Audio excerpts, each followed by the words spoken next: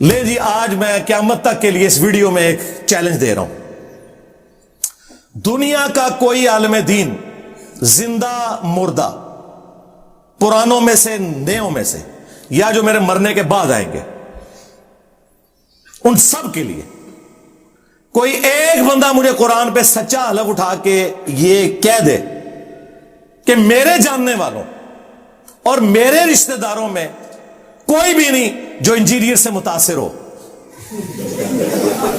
ہائے ہائے ہائے، جس دن ایسا ہو گیا نا، میری آنے والی نسلاں سٹوڈنٹس، میں نے اپنے بچوں کو نہیں بٹھا کے جانا اس پوسٹ پہ، ٹھیک ہے؟ میرے سٹوڈنٹس اس وقت بھی میرا یوٹیوب چینل ڈیلیٹ کر دیں گے. میری زندگی میں کرو، میں یوٹیوب چینل ہی ڈیلیٹ کر دوں گا، ویڈیوز نہیں، پورا چینل، ٹائم قیامت تک جائے. آپ کیا سمجھتے ہیں ایسا ہے؟ پاکستان میں بڑے جو اہل حدیث مولوی ہیں، میں نام لیے بغیر کہتا ہوں، ان کے پاس ایک بندہ ملنے کے لیے گیا، میرا دوست، تو وہ مجھے گالیاں نکالنے شروع ہو گئے. وہ کہتا ہے میں عالم کی زبان دیکھ کے بڑا پریشان ہوا کہ اس کی چیخیں کیوں نکل رہی ہیں. میں نے کہا کوئی غلطی بتائیں. کہتا نہیں چھوڑے وہ بہت فتنہ ہے، اس کو سننا نہیں ہے.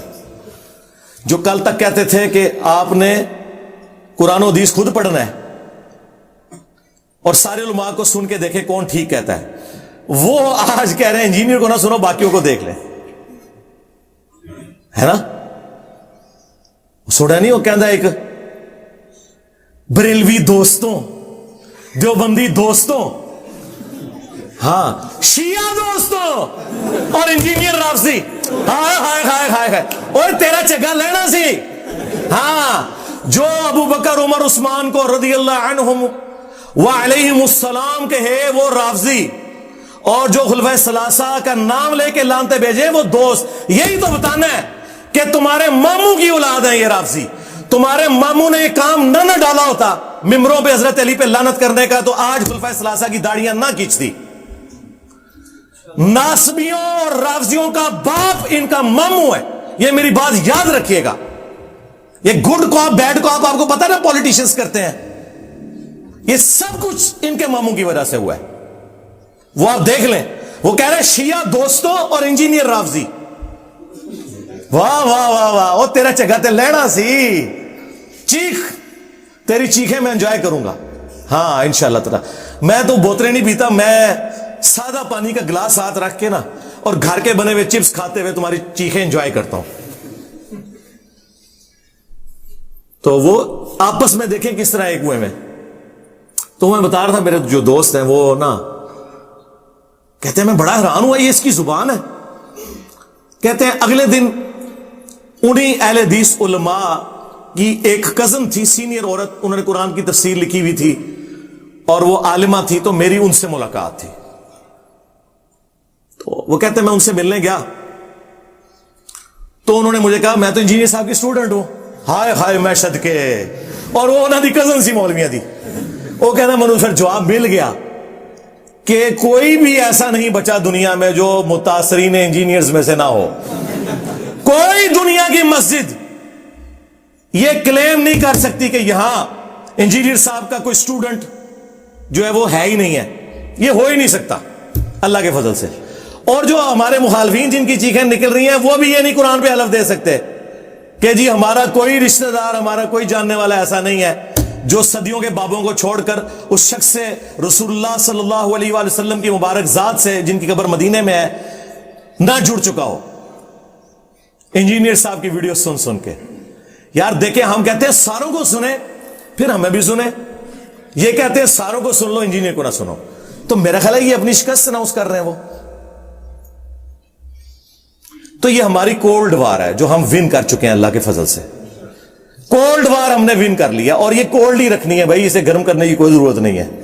ہاں، میری طرف سے کسی شخص کو اجازت نہیں ہے قانون ہاتھ میں لے، کوئی پبلک پروٹیسٹ کرے، کوئی میرے حق میں کوئی بینر لگانا، بالکل میری طرف سے کوئی اجازت نہیں کسی کو. ہمارا جتنا کام ہے وہ سوشل میڈیا کے تھرو ہے. ہم کوئی ملیشیا بھرتی نہیں کرنا چاہتے. ہم اس وقت بھی نان اسٹیٹ ایکٹرز کے خلاف تھے جب ہمارے ریاستی اداروں نے انہیں گود لیا ہوا تھا.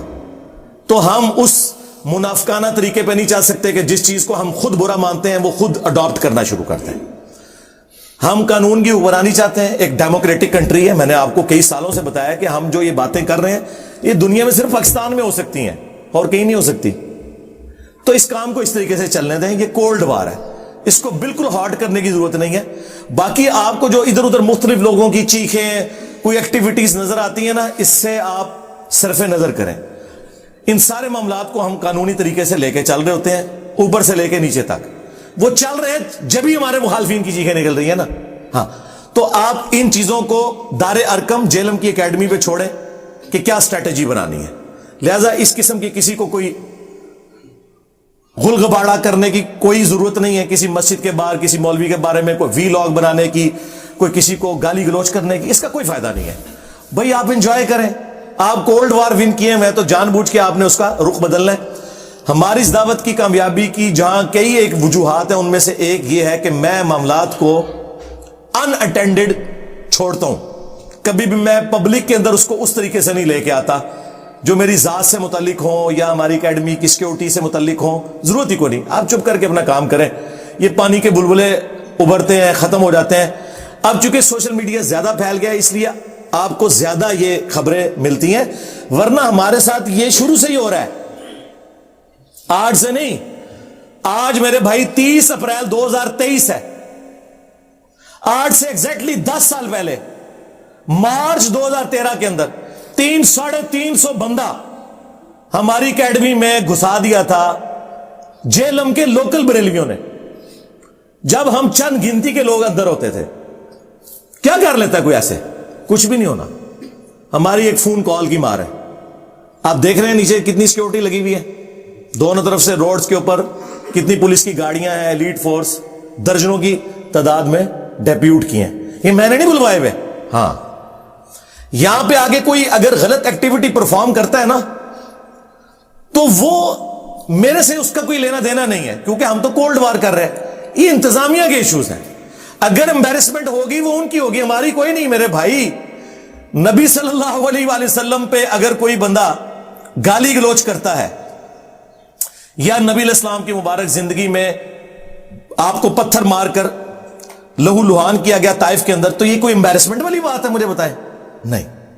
آج جو بادشاہ دنیا میں 2 ارب کے قریب لوگ, اب جو نیا فگر آیا, ان کے دلوں پر اس شخص کی ہے جس کی قبر مدینے میں ہے صلی اللہ علیہ وآلہ وسلم. آج ابو جہل کو کوئی نہیں جانتا بھائی, اگر جانتا ہے تو میرے نبی کی نسبت کی وجہ سے صلی اللہ علیہ وسلم. ٹھیک ہے.